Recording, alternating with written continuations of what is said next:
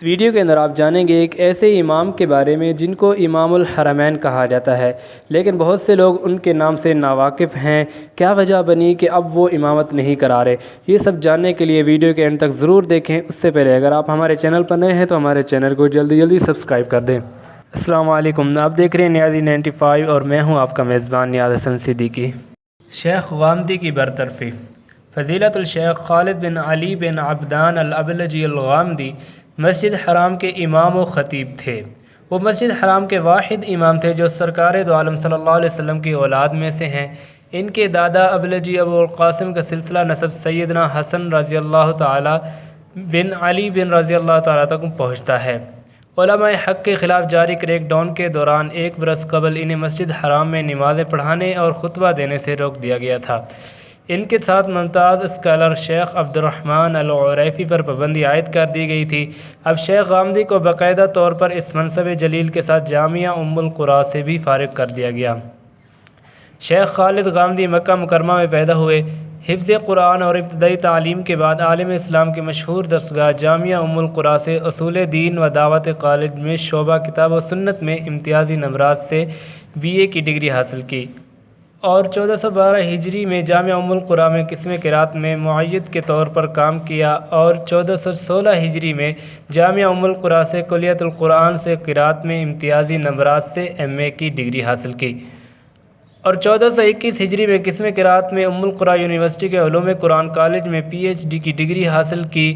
1422 ہجری میں جامعہ ام القری میں اصول دین و دعوت کالج میں قسم قرات میں اسسٹنٹ پروفیسر رہے اور اسی سال 1424 ہجری کے نصف تک قسم قرات کے صدر مقرر ہوئے اور اسلامی امور و اوقاف و دعوت کے وزیر کے حکم سے مسجد خیف منی کے امام متعین ہوئے۔ پھر 1428 ہجری میں شاہ عبداللہ بن عبد العزیز آل سعود کی طرف سے مسجد حرام کی امامت کے لیے شاہی فرمان صادر ہوا۔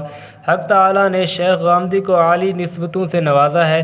حسب و نسب کے لحاظ سے سید ہونے کے ناطے وہ عمدہ اخلاق کے مالک ہیں، چونکہ ان کے آباء و اجداد الباحہ میں مقیم رہے جو کہ قبیلہ غامد کا مسکن ہے، لہذا اس نسبت وطنی سے وہ غامدی کہلاتے ہیں، ورنہ وہ بنو ہاشم کے چشم و چراغ ہیں۔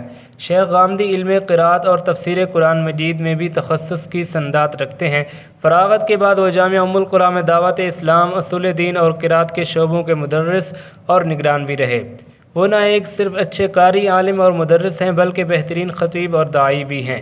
ان کی فصاحت و بلاغت کی ایک دنیا قائل ہے۔ اس کے ساتھ ساتھ وہ ایک محقق اور مصنف بھی ہیں۔ اب تک ان کی 13 تصانیف منظر عام پر آ چکی ہیں، جن میں سے زیادہ تر علم قرات، تفسیر قرآن اور احکام فقہ سے متعلق ہیں۔ ان تصانیف میں طباع الانسان فی القرآن، آثار و تدبر القرآن اور حکم لزوم الجماعہ والآثار علی ذالک اپنے موضوع پر منفرد کاوشیں ہیں۔ مسجد حرام کے ساتھ 2010 اور 2012 میں انہیں مسجد نبوی میں بھی تراویح کی امامت کا شرف حاصل ہوا۔ یوں حرمین میں امامت کے سبب وہ امام الحرمین کے لقب سے مشہور ہو گئے۔ ان کی قرات کا انداز بہت ہی دل نواز ہے۔ تلاوت کا مد و جزر کانوں کے راستے سیدھا دل میں اترتا ہے اور روح میں سرایت کر جاتا ہے۔ جب وہ قرآن پڑھتے ہیں تو ایسا لگتا ہے ان کے بدن کا رواں رواں محو تلاوت ہے۔ شیخ خالد الغامدی کی تلاوت سے واقعی ایسا لگتا ہے کہ وہ خدا کے عظمت و جلال کا مشاہدہ کرتے ہوئے اس کو اس طرح کلام سنا رہے ہیں۔ یہی وجہ ہے کہ وہ اکثر و بیشتر دوران تلاوت روتے رہتے ہیں۔ حدیث پاک میں نبی کریم صلی اللہ علیہ وسلم پوچھا گیا سب سے اچھے لہجے میں تلاوت کرنے والا کون ہے؟ آپ نے فرمایا وہ شخص کہ جب تم اسے تلاوت کرتا سنو تو تمہیں محسوس ہو کہ وہ خدا سے ڈر کر پڑھ رہا ہے۔ مشکوٰۃ شریف کی یہ حدیث تھی۔ شیخ غامدی ان ائمہ حرمین میں سے ہیں جو پاکستان کا دورہ کر چکے ہیں۔ اپریل 2015 میں حکومت پاکستان کی خصوصی دعوت پر وہ 7 روز کے لیے پاکستان آئے تھے۔ دیگر ائمہ حرمین کی طرح شیخ غامدی بھی دوران نماز روتے رہے، مگر جس دن اسامہ بن لادن والا واقعہ ہوا اس روز شیخ غامدی نے جب عشاء کی نماز انتہائی خشوع و خضوع کے ساتھ پڑھی، سورہ فصلت کی تلاوت کے دوران ان پر رکعت طاری ہو گئی اور روتے روتے ان کی آواز بند ہو گئی، وہ مجبوراً رکوع میں چلے گئے۔ یہ تھے شیخ غامدی جن کے بارے میں ہم نے آپ کو یہ کچھ تھوڑی سی تعارف کروایا ہے۔